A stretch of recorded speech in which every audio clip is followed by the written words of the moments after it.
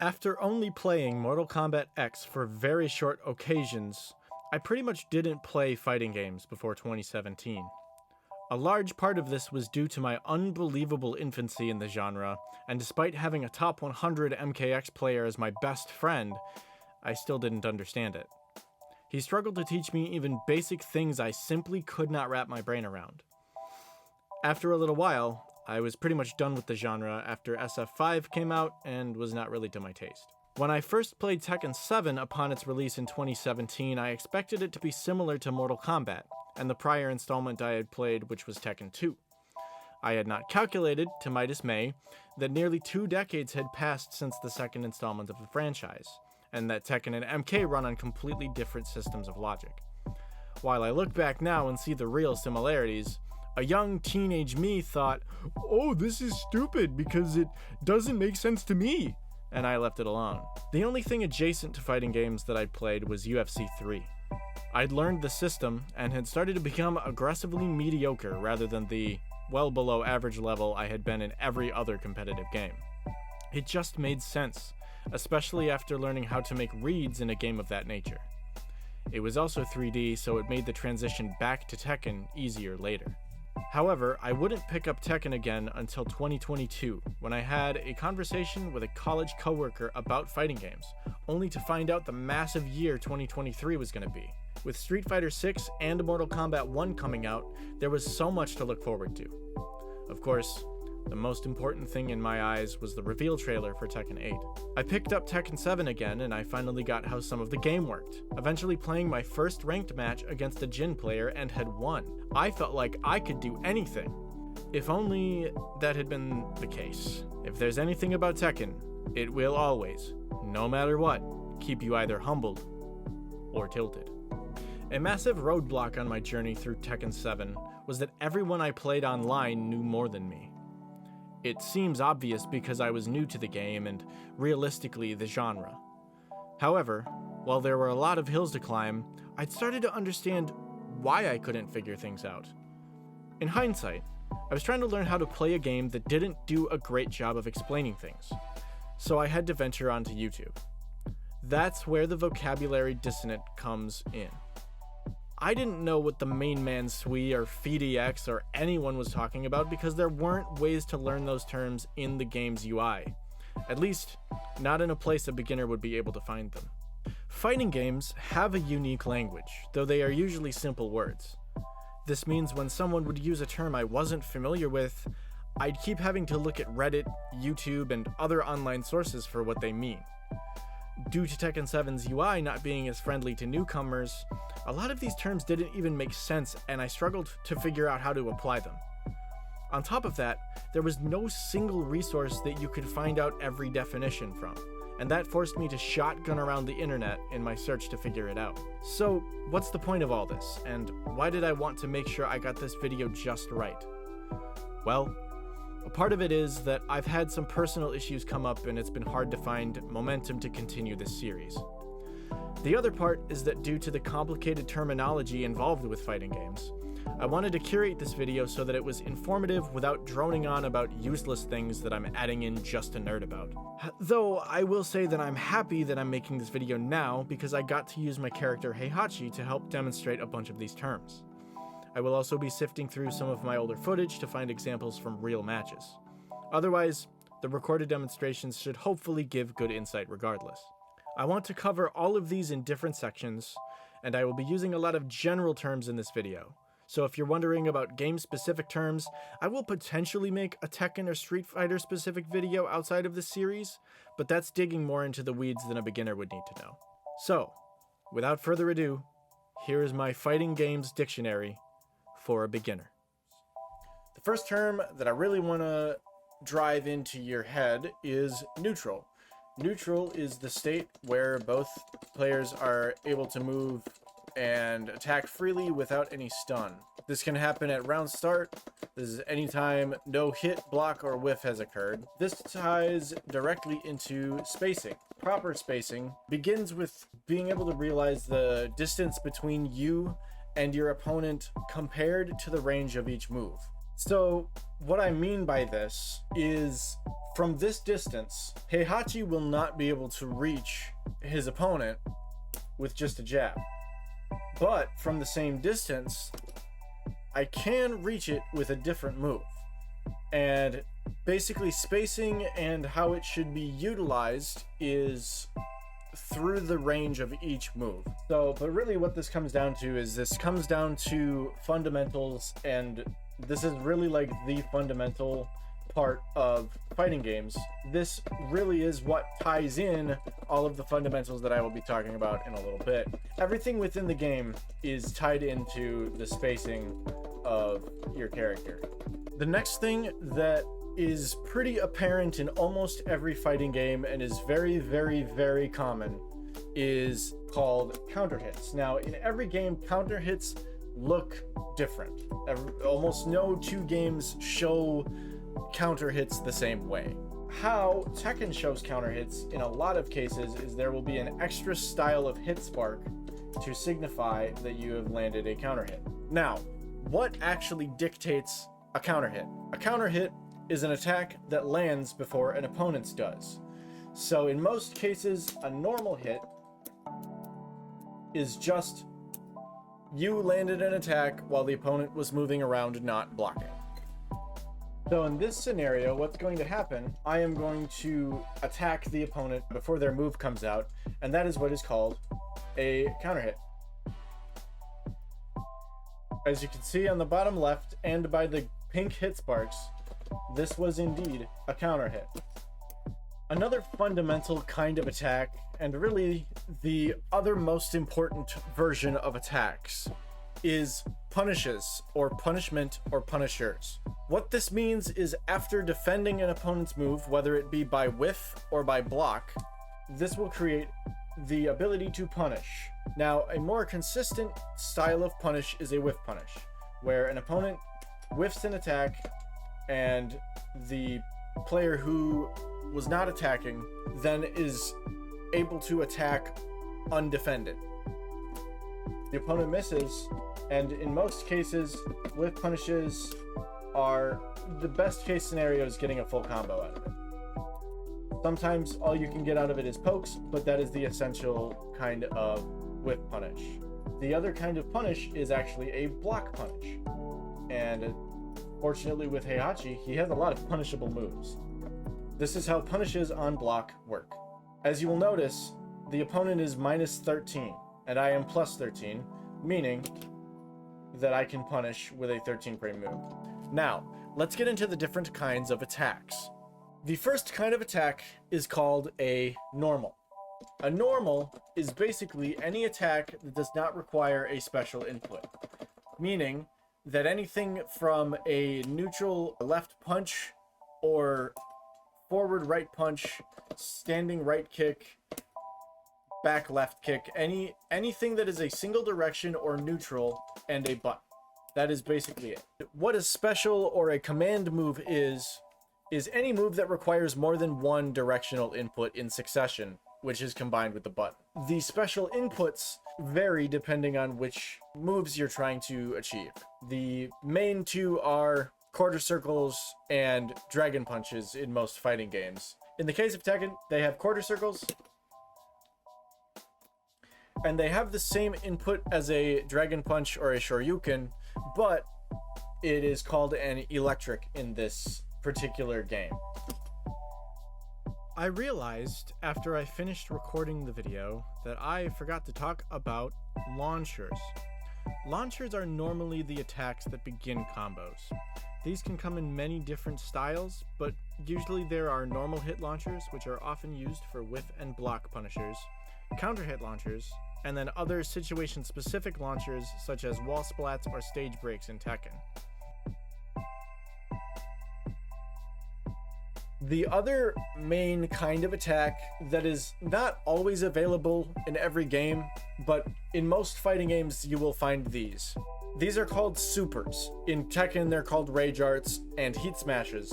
They can sometimes be a command input, but they can also just be a single button that comes out in a cinematic. Something that you will hear brought up a lot, and I figured that I would give this to you in a digestible way so that you know what somebody is talking about.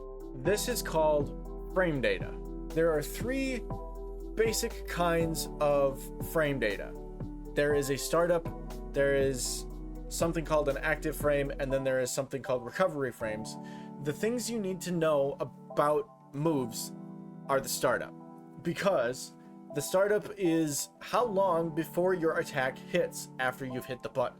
So if you look at the bottom left, you will see a small box that says some things about frames. Now, as you can see, the top layer is attack startup frames. And what this is literally talking about the startup frames of your moves.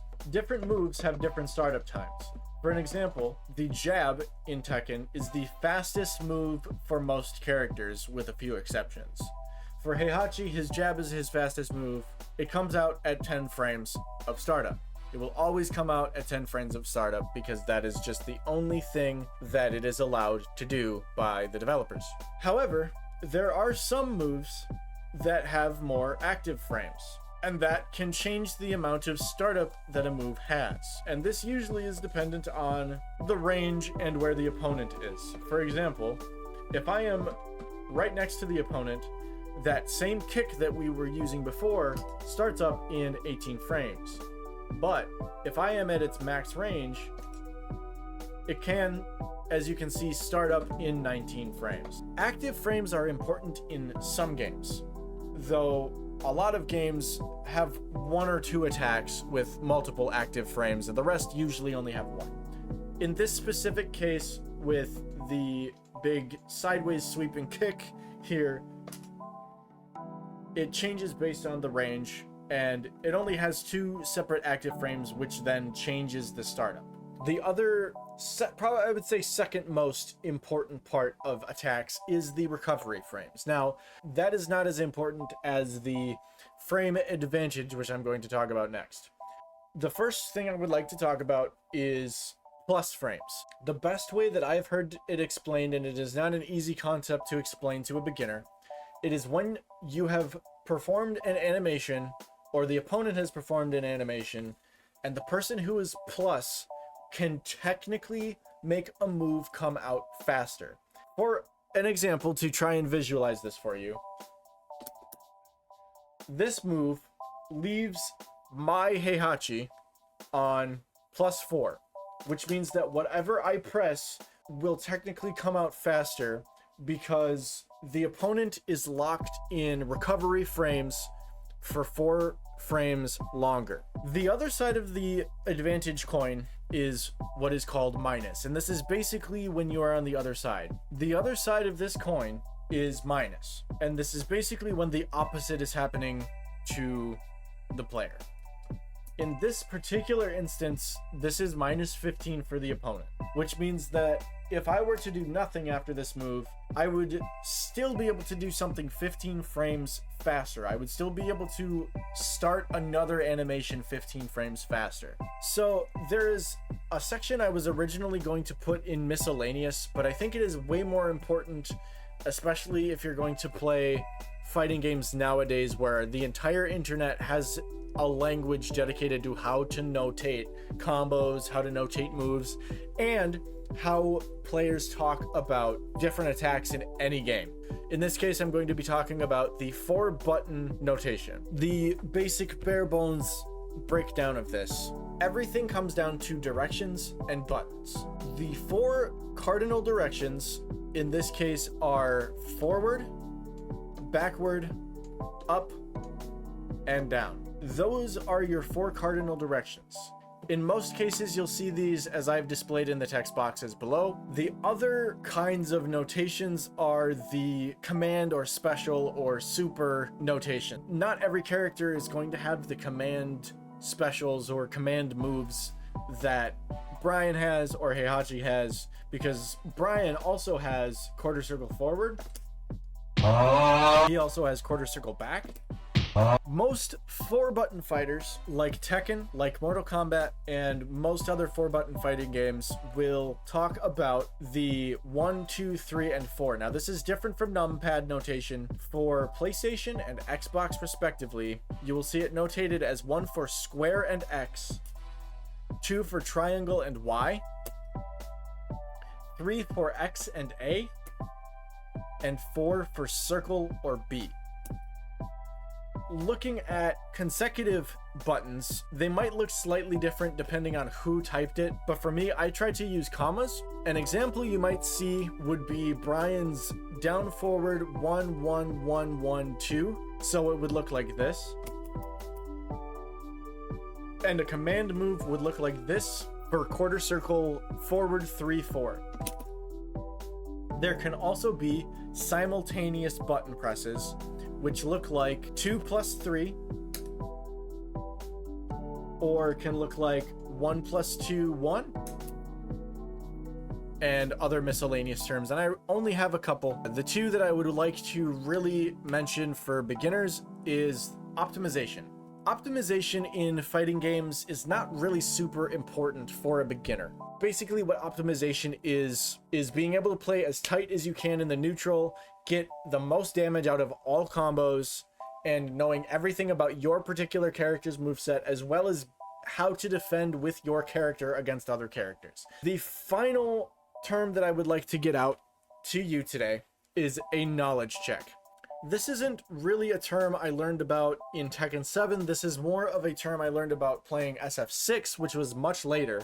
A lot of my grind to the middle ranks was learning how to use mix-ups and knowledge checks to make opponents figure things out against DJ. Essentially what a knowledge check is when you do an action to test your opponent's knowledge, whether it be the reactions to a certain situation or to test their reflexes on punishes and other specific situations that they would need to have fast reflexes for.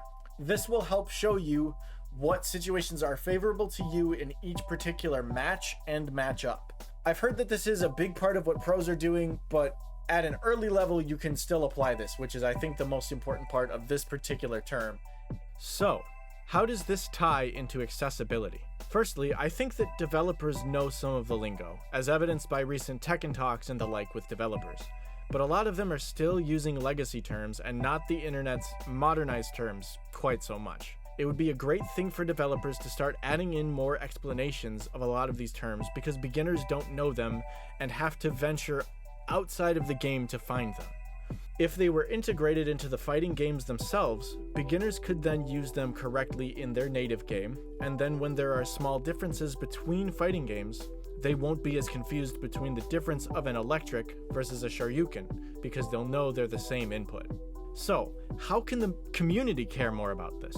Again, there always are people that will try and hide knowledge to gatekeep newer players. As more games begin implementing new player control schemes and menu accessibility, these players will either have to accept it or opt out of the game, because I don't think developers are looking to go backward with their ease of use. The community as a whole can definitely come together more and try to target more videos toward beginners and middle-level players, rather than trying to explain super high-level concepts to people that don't even know what their buttons do yet.